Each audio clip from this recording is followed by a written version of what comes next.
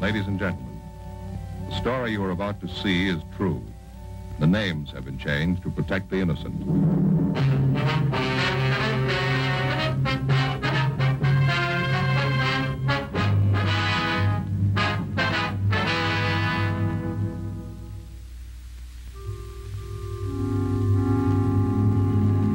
This is the city.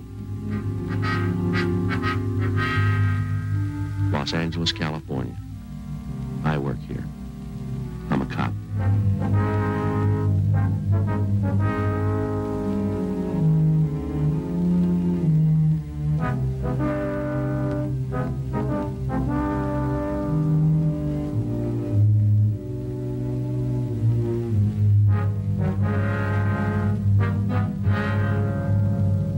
It was Wednesday, June 17th. It was warm in Los Angeles. We were working the night watch out of robbery division. The boss is Captain Didion. My partner's Frank Smith. My name's Friday. We'd gotten a call that a doctor had been slugged in a downtown hotel. The assailant had escaped. We had to find him.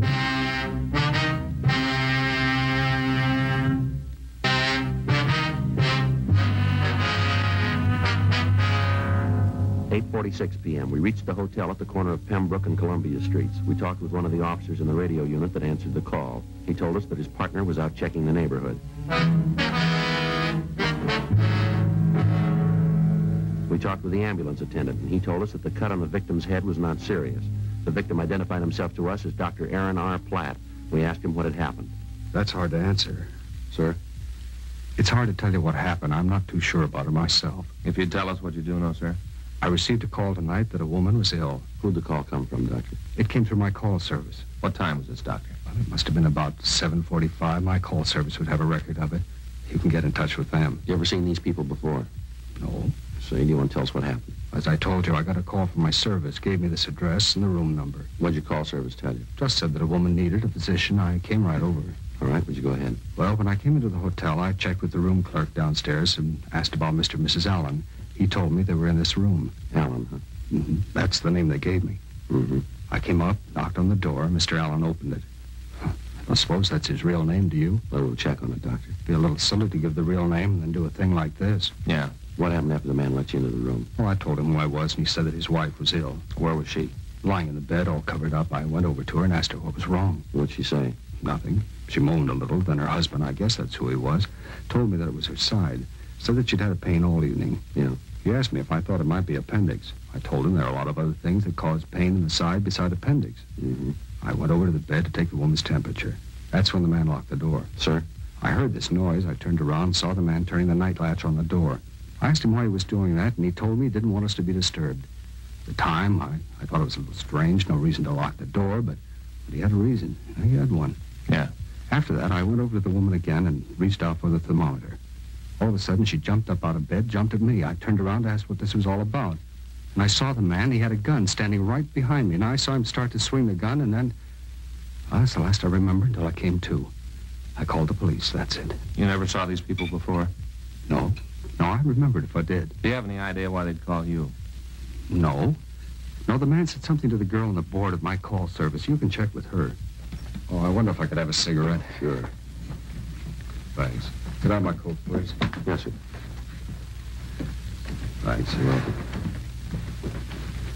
Oh, that's funny. What's that, sir? My lighter, it's gone.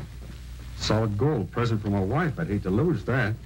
The top opens up when you spin the flint thing, you know. Yes, sir. How about your other personal effects? What was that? Your other effects, Doctor. Your wallet, your money. Gone. Gone, everything. The thieves, they robbed me. That's what they did. I don't mind the money, only $30, $40, but the card's my wallet. Rotten thieves. Look here. What's that, sir? My watch. They even took my watch. Automatic. It was a good one. My wife gave me that, too. Can you give us a description of these articles? Well, I certainly can. I've got the case and movement numbers at the watch in my office. I can give you that. You'll want a complete description of the man and woman, too, Doctor. Well, I gave one to the other officers. Yes, sir, but we'd like to go over it with you. Oh, all right. Say, wait a minute. Yes, sir? My bag, do you see it? What's that, sir? My doctor's bag. Must be in the room someplace, unless they took that, too. Just sit still, Doctor. We'll look for it. Joe, here it is.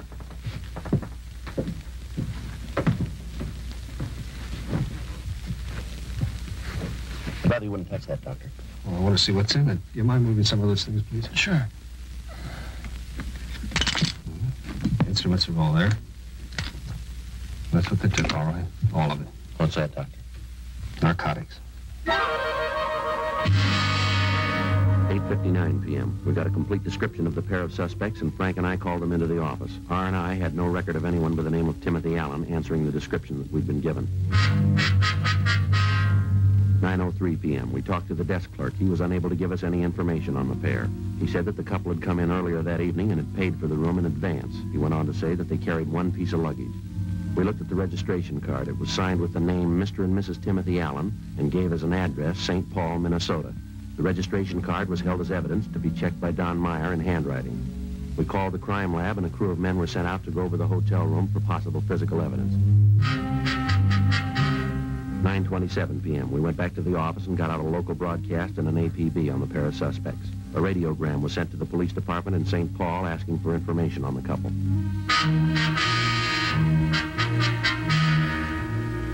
Dr. Platt was asked to come to the office and go through the mug books.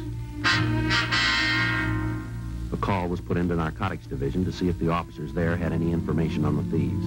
Officer Roxy Lucarelli said that he checked their files to see if he could come up with any leads for us. In the meantime, the stats office had started to run on the M.O. used in the crime. You got anything? No, Roxy's going to check it. Says he's never heard of the man and woman. They're new to him. Yeah, how about the numbers on the vials? Yeah, there's a broadcast out on them. They'll be listed in tomorrow's bulletin. Doctor come up with anything? No, he's still checking. Well, if he doesn't find them, we can take him over to crime analysis. Maybe have a composite drawn up, huh? Yeah. Hot shot. I'll get it. I got it.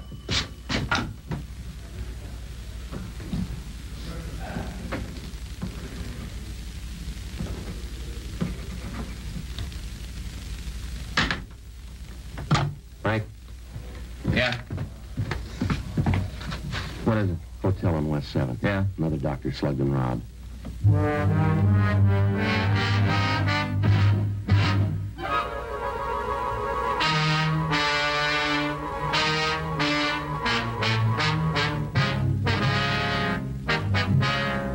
.15 p.m. We arrived at the scene of the latest beating. We talked to the victim, a Dr. Aubrey Baker. The story we got from him was substantially the same as the one Dr. Platt had given us. A call had been put out by a man who gave his name as Allen, saying that his wife needed immediate treatment. Upon the doctor's arrival, the door to the room had been locked, and the doctor had been beaten and robbed of his personal effects and supply of narcotics. The description the doctor was able to give us was the same as the one we'd gotten before. 10:47 p.m. We talked with the desk clerk at the hotel. The description he gave us of the Allen couple matched the one that we had. A check of the registration card showed that the handwriting was the same. We spent the rest of the night running down the leads we had. The stats office had come up with 4 possibles. They were checked out, but they netted us nothing. For the next 2 nights, Frank and I stayed in the field in the hopes of apprehending the pair of thieves. During that time, they hit 3 times. All of the victims were doctors. Each time, the entire supply of narcotics was taken. Monday, June 22nd, 10 p.m. Frank and I checked into the office. There was a message that Captain Didion wanted to see us. Hi, Joe. Frank. Skipper, heard from St. Paul yet? Yeah, I got a radiogram about an hour ago. I got no record on the pair back there. How about the operation? New to them. Mm-hmm. How about this deal you set up? You want to go over it? Yeah, the way we got it figured, this couple's new. Either they just got into town or else they just decided to get a piece of narcotic action in town. Where'd you get that? We talked to Roxy Lucarelli over at Narcotics. Yeah? He's talked to the other fellows in the office. None of them have heard of this kind of operation before. It's new to them, too. Uh-huh. How about informants? The couple are selling the stuff. There's got to be some rumbles around about it. Well, it doesn't seem to work out that way, Skipper. Roxy says they haven't heard anything about it. This Allen couple must be building up a supply before they start to unload it. Yeah. We had the artist over at Crime Analysis draw up a composite picture of the couple. It's been sent out to all the doctors in the area. When did it go out? Mailed over the weekend. Should have them this morning. Who'd you send it to? All the general practitioners, internists, physicians, and surgeons in the area. Got a list of names from the AMA. They're going to give us all the help they can. We sent out about 1,500 to the osteopaths in the area. They're going to cooperate. Way Smith tells it whenever one of these doctors gets a call to a hotel and it's not a regular patient, they're going to call you. Is that it? Yeah, that's right. And then we can get in touch with the clerk at the hotel and get a description of the people making the call. The doctor waits for us at the desk, and if the couple looks like possibles, well, we go with them. Looks like the long way around. Yeah, that's about the only way we got, though. How many men are you going to need to help cover it? One other team should do it. You're only going to roll on the calls where the description matches? Yeah. Okay. Rafferty and Murphy will work with you on it. Be a team out of the business office if you need any more help. Okay, Skipper. What are you getting from narcotics? Well, they got 4 men on it, running down leads on the dope. They got the serial numbers on the vials. The way Captain Shy tells it, they try to push a single cap of the stuff and they'll nail them. Well, looks good. Hope it works out. Yeah, so do we, Skipper. Robbery, did you? Yeah, just a minute. For you, Friday. Thank you. Friday talking. Yes, sir. Yes, that's right. Who's speaking, please? Dr. Adams? Yes, sir. I see. What's that address again? Yes, I have it. Do you have a phone number? Fine. 416? Yes, sir. All right, we have it. Yes, we know where that is. Right. That's correct. Right. Thank you. Bye. Looks like it started. What do you got? It's a Dr. Adams. We'll know in a minute here if it means anything. Hello, this is Sergeant Friday, Los Angeles Police Department. Yes, that's right. Do you have a name on the couple in 416? Mm-hmm. Could you describe him for me, please? No, there's nothing wrong. Now, just give us a description, would you, please? Mm-hmm. And the woman? I see. Okay. Right. All right, thank you very much, sir. No, that's all right. Bye. Bye. How about it? Name's Alden. Description matches.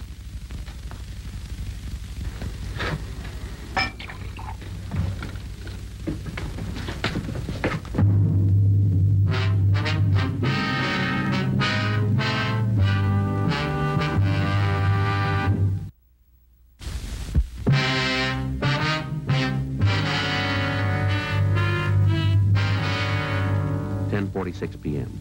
After checking with the desk clerk at the hotel and talking with the doctor who had made the call, Frank and I went up to the room. The doctor went into the bedroom to see the woman patient. Frank and I talked to her husband, Kenneth Alden. Sure is nice of you fellas to be here, but I don't think there's any reason for it. It's all right. I should have listened to Helen. She said we shouldn't have come. Where you from, Alden? Alden. Huh? I said, where you from? Carthage. Missouri? Sure hope everything's all right. Yeah, Missouri. Either one of you know this Dr. Edmondson? No. Sure hope he knows what he's doing. Helen's kind of little, you know, frail. Sure hope he knows what he's doing. How long you and your wife been here? A week tomorrow. I should have listened to Helen. She didn't think it was a good idea to come out here. I talked her into it. Said we should have a vacation. She was right. I don't know what I'll do if it's not all right. Don't worry about it.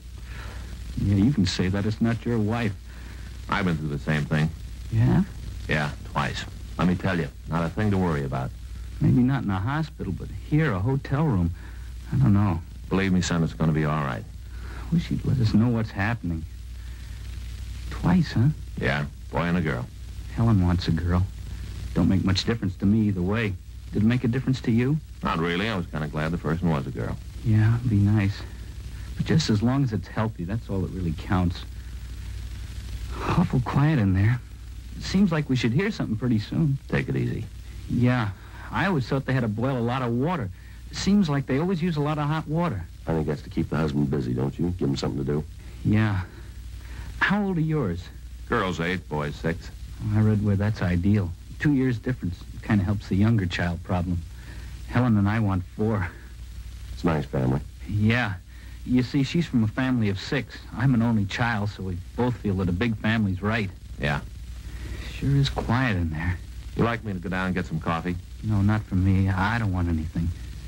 We gonna be able to take Helen to the hospital? That's up to the doctor, Alden. Yeah, I guess so. Guess it's up to him to say or not.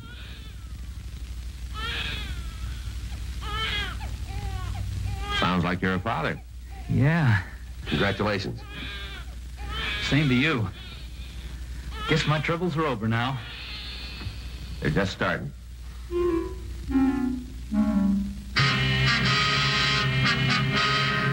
During the next few days, we got a dozen more calls. All of them proved false. However, during that time, the robberies continued. Despite our warnings, doctors continued to answer calls at hotels for people they didn't know. The amount of stolen narcotics grew larger. The outlet for the drugs still hadn't been found. On Friday, June 26th, we got a call from a Dr. Halbert. He told us that he'd gotten a call from a couple who gave their name as Allen. He asked us to meet him at the hotel.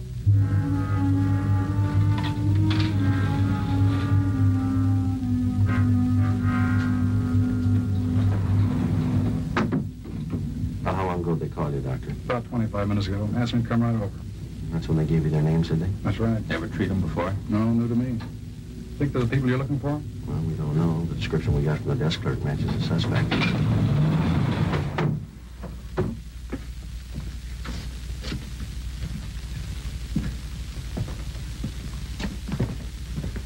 I'd rather you'd wait out here. Be better if we went in with you, Doctor. That may be your opinion. You're forgetting I'm a doctor. I want to help you catch the people you're after, but my first duty is to the patient. I'm not going to embarrass them by having police officers ask questions. We're here to take care of you, sir. Then do it from the hall. According to your bulletin, the man always locks the door, doesn't he? He has in the past. And that's how you can tell. If he locks the door, then come on in. Well, if that's the way you want it, Doctor. That's the way it's got to be. All right, sir. We'll be right out here if you need us. I hope I won't. So do we.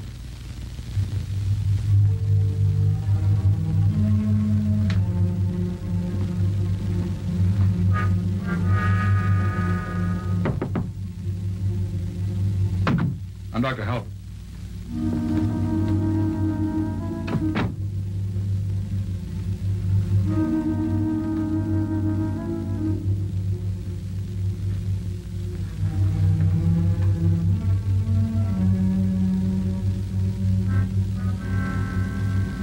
What do you think, Joe?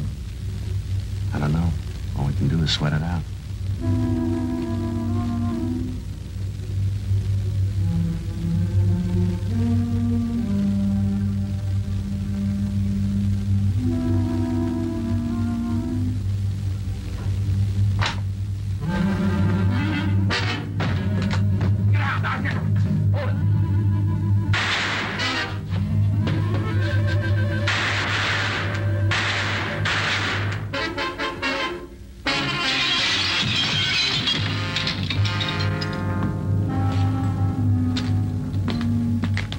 Why'd you do it? Why'd you shoot him? Dead. You killed him. We didn't call it, lady. How can you say that? You shot him in cold blood. He's just a kid. You didn't have to kill him. Better call in. Yeah. He was doing it for me. He was helping me, and you killed him. He didn't know. He was just a kid. He didn't know what was going on. I told him what to do. I set it up. You come in here and kill him. I hope you're real proud of yourself, cop.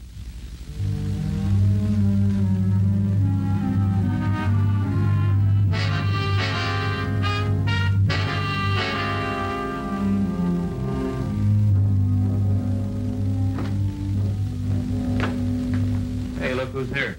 Hi. Got tired of waiting at home. Decided to put in the time here. Glad you did.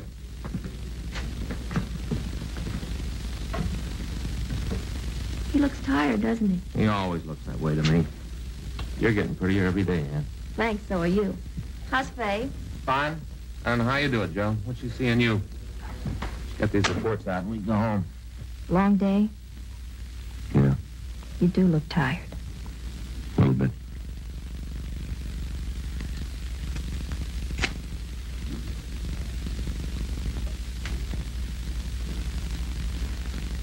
Thanks.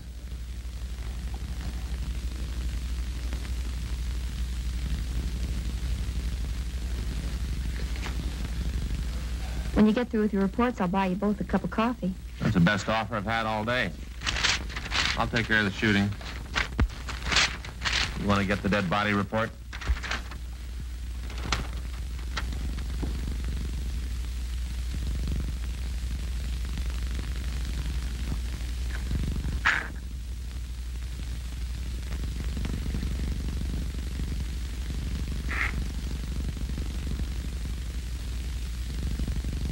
What was that address? 9276 South Bixel. 267. No, Joe. 9276 South Bixel. Yeah.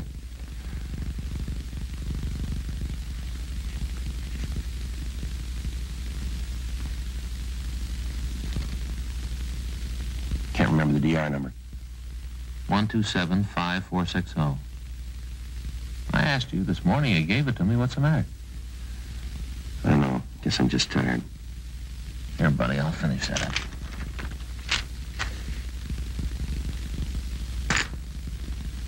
I'm sorry I came down here, Joe. I didn't think you'd mind. No, that's all right. I'll drop these off at homicide on the way.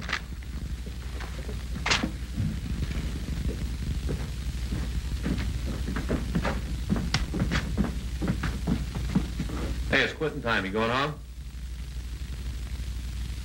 I'll see you tomorrow. I'll take a rain check on that coffee, Ann. Night. Good night, Frank.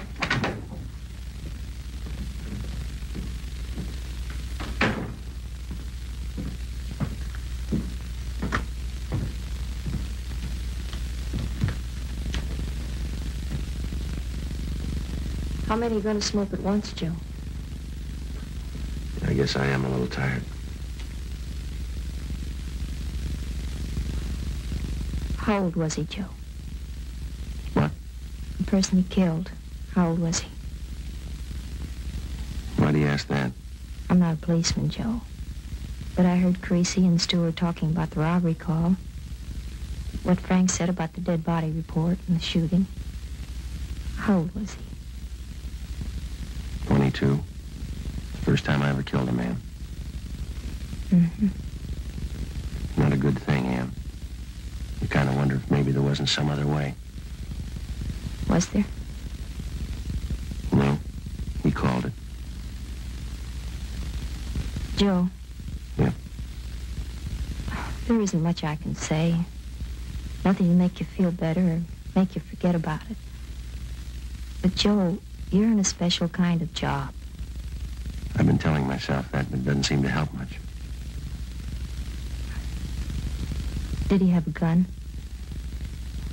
Yeah. Did he use it? Yeah. Well, doesn't that make a difference? Doesn't it matter that the only reason they're not filling out a report on you or Frank is that you were better at your job than that boy was at his? Remember the time you and I sat in the hospital waiting for Frank to come out of it? Remember? Yeah. Frank and I could be waiting for you tonight. Yeah. What's your rating on the pistol range? What? You get $6 a month extra for marksmanship, don't you?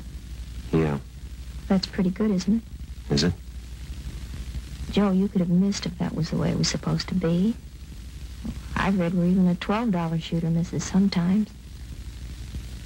I suppose so. Joe, I don't know who made the decision, but I'm glad it's the way it is.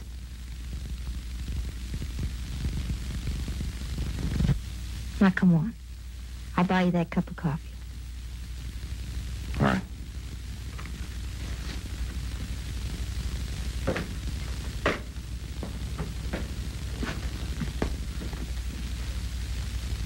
It's kind of dark. Can you find your way? Yeah. Can you?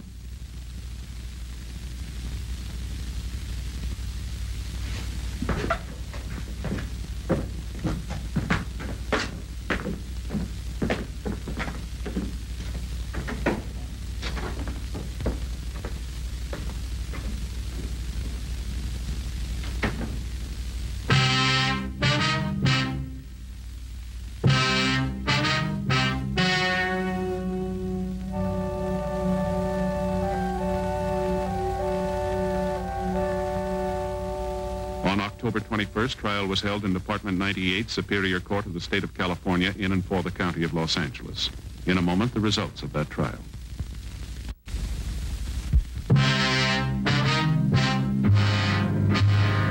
The suspect was tried and convicted of robbery in the first degree, which is punishable by imprisonment in the state penitentiary for a term of not less than 5 years.